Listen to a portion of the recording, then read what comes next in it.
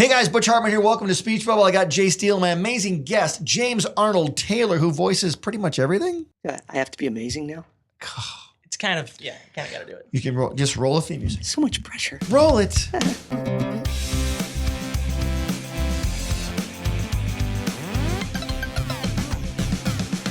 Because we, as you know, on the Big Speech Bubble here, we want to inspire people and encourage people. Absolutely. How did you get into the voiceover profession? Here's the thing that's very unique and rare about the James Arnold Taylor, or the Jat, as the Jat. People call me Jat. Is this like the Madonna, like the Elvis? Yeah, okay. No, not at all. The Jat. I have wanted to do this since I was 4 years old. Wow. And I pursued it with a passion and a belief. As you have talked about many times before, if you have a vision and it is so powerful and it's in you and you believe in it, and doors will open, things will happen. And it did. It just happened for me in my career. I started as a stand-up at 16.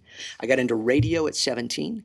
And within a year's time, I was one of the DJs with my own show at the radio station. Which radio station? It was KTYD in Santa Barbara. Pretty cool. And you were born in Santa Barbara? I'm born and raised in Santa Barbara. Cool. My wife and I both born and raised in Santa Barbara, which is very rare to find somebody actually from Because no one's ever born in Santa Barbara. No, which they is just the weirdest go there. part. They just Once they make their money, they go there. go to Santa if you're Barbara. born and raised there, Exactly. you then have to leave because you can't Jace, afford no it. one knows this. Santa Barbara is Santa Claus's sister. Did you know that? Oh, Santa Barbara. interesting. And Santa Okay. Monica is his other sister. I've never heard that Yeah, in my entire. just made it up That's right here. great, man. I love just that. made it up. But no, okay, so you're from California. So do you think being from California gives someone an edge getting into the industry? Or like if you have talent? No.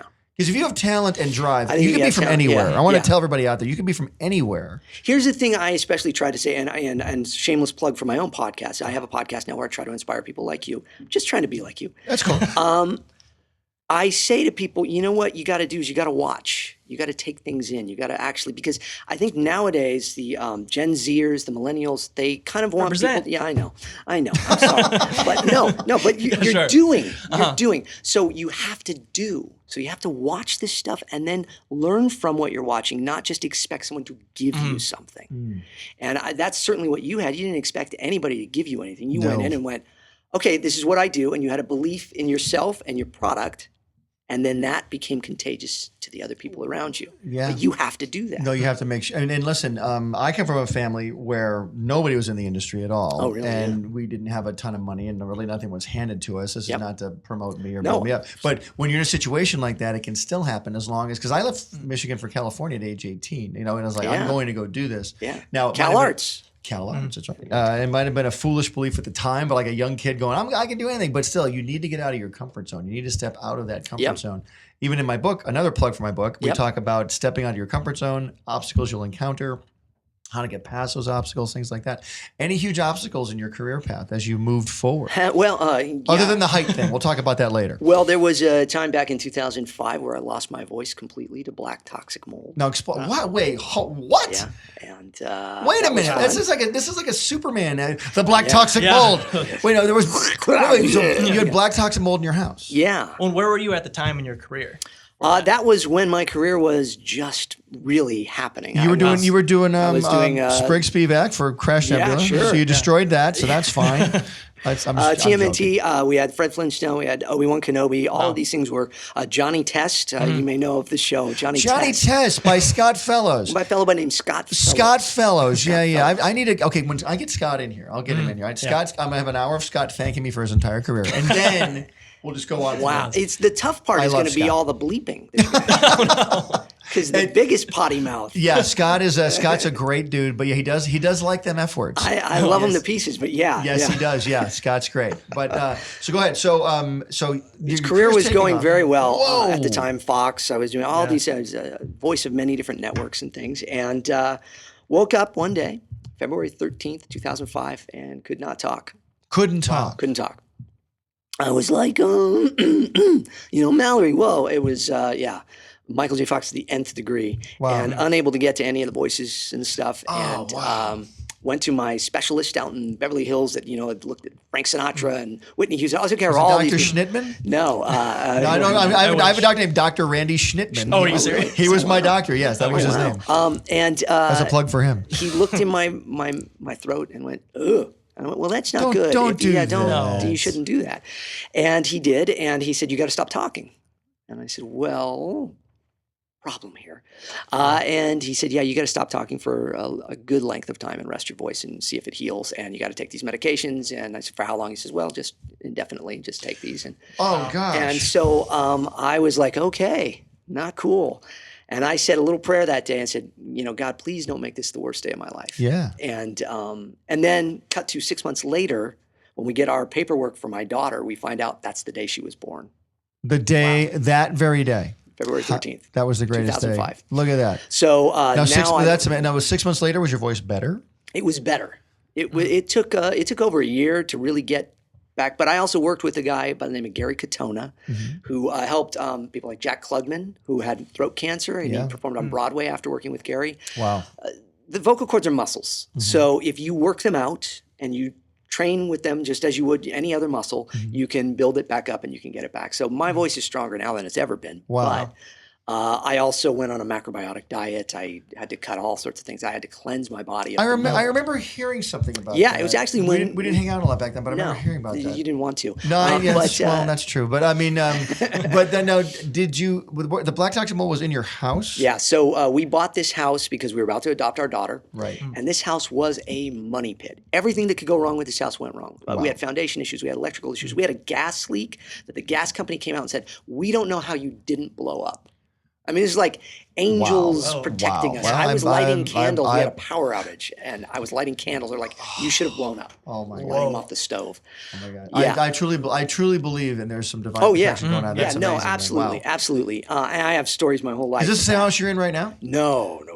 No. God. It's on Ventura Boulevard. Little Ventura, that Little Ventura Boulevard right by Coldwater Canyon. Yeah. Right there, and it was a flip. And the person was a realtor and a lawyer, so she kept us in a lawsuit for 2 years.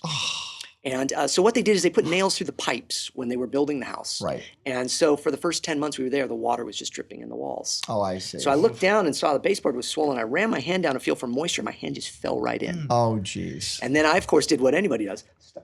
Stuck my face Stuck in. your Whoa, face what's in it. going on in there? And breathed in all the mold. Oh, I see. So they found 6 types of mold in the wall. They found all 6 in my bloodstream. Wow. And one of them was Stachybotrys, the black toxic mold. Can I ask a question? Did you get any superpowers from this? Because yes. this is the typical comic book situation. And here's the thing, I actually did. What were the superpowers? It's the lamest superpower ever. What was it?